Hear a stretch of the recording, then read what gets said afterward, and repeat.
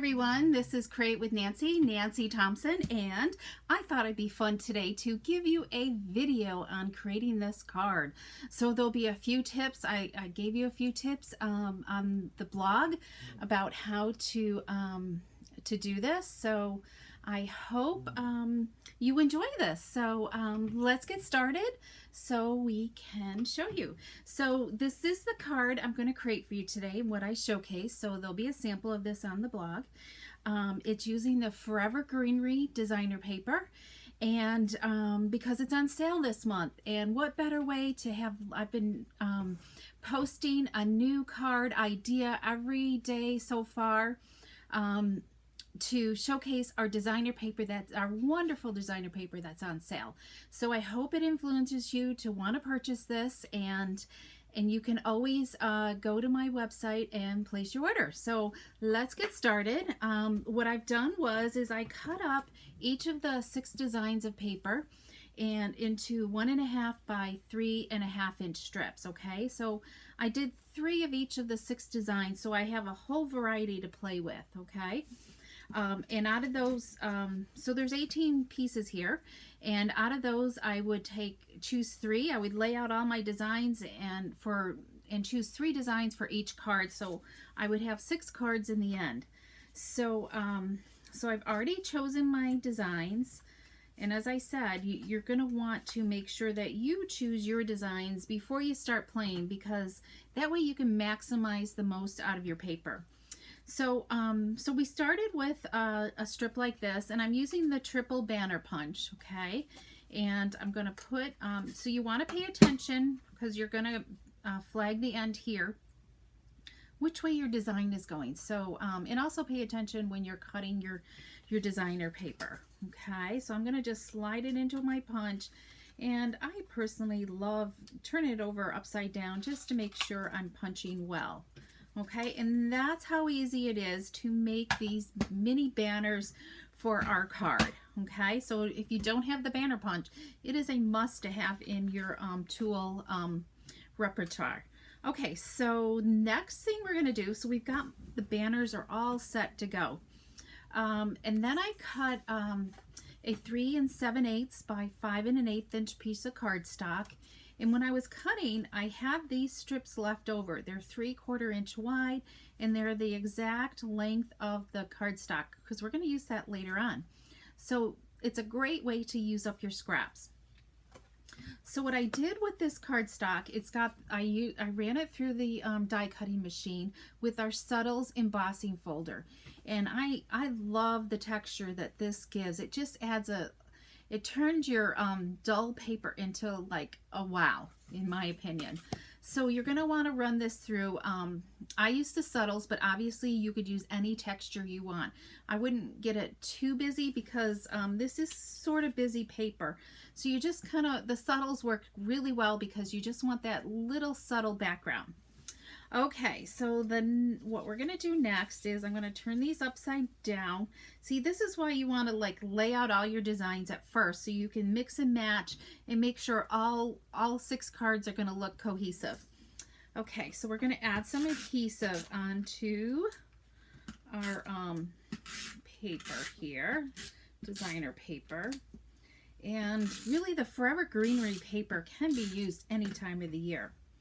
All right, so what I do is I start off, and I'm going to do the 2 outer ones, and kind of not quite a 1/4 inch, but you know what, just a nice hefty border here, edge there. And then I'm going to do the other side, and I'm not pressing down very hard either, because if I do want to adjust one, I can without tearing up and tearing the cardstock. So there we go. Oh, look how that's lining up good. Okay, so I think I'm happy with that. Now I'll take and press this down well.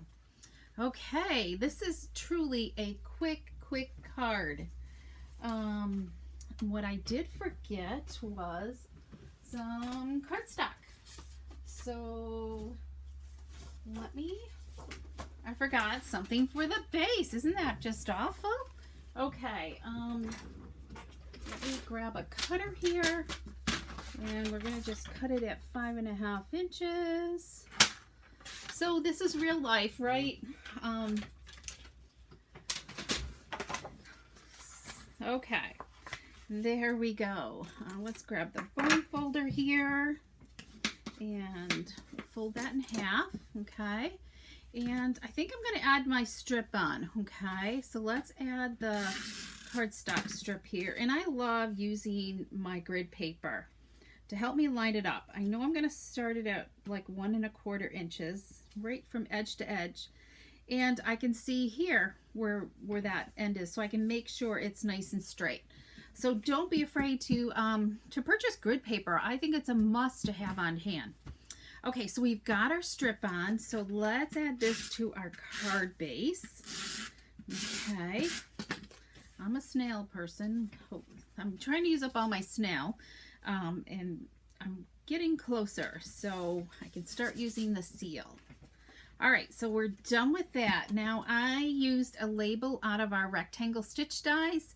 I've already pre-cut that, and we are going to use one of my favorite greetings. I love, this is new in this year's catalog, and I love It's Your Day, Enjoy It. This really, it doesn't always say birthday. I think it's a great day, a great greeting to have just for anything, just kind of like one of those thinking of yous, so if you want to perk somebody up or whatever.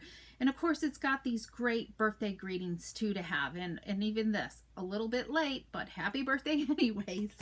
Okay, so I'm going to use some Stays On ink here, okay, and we'll ink this up, and that looks good, and it fits perfectly in this rectangle stitch, and I love these dies. Okay, isn't that beautiful?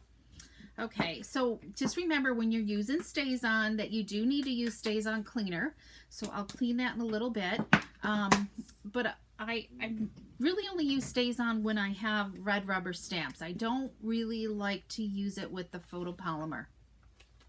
Once in a blue moon, but if it's photopolymer, I'll clean the ink off with the Stays On cleaner, and then I'll go to my kitchen sink and wash those the stamp with soap and water, just to make sure that there's none of that chemical residue still on the stamp, because I'm just not sure, because photopolymer is like a chemically induced stamp, so you know, when two chemicals mix, I don't know what kind of reaction they're going to have over time. So I just try not to use it unless I really have to. Okay, so we're gonna just add our greeting here, and I popped it up with some dimensionals, and I really thought this would look really nice with some gilded gems. It just kind of adds that little bit of bling to the cards. So I'm going to add a large one here, and then a medium. And I love using my pick tool for this down here, a medium and a small one down here. If I can, maybe yep, here's the little flap. Let's see how this works here. Or let's go with this. This works good too. Okay, there we go. What do you guys think? So this is just that little bit of gold just adds a real wow to it. All right, so let me bring it, let's finish up this card with our envelope. I just love decorating up the envelope. So I've got another piece of designer paper here, and we're going to use some Tombow multi-purpose Tombow glue, okay, and I'm just going to kind of go around the perimeter with a thin line.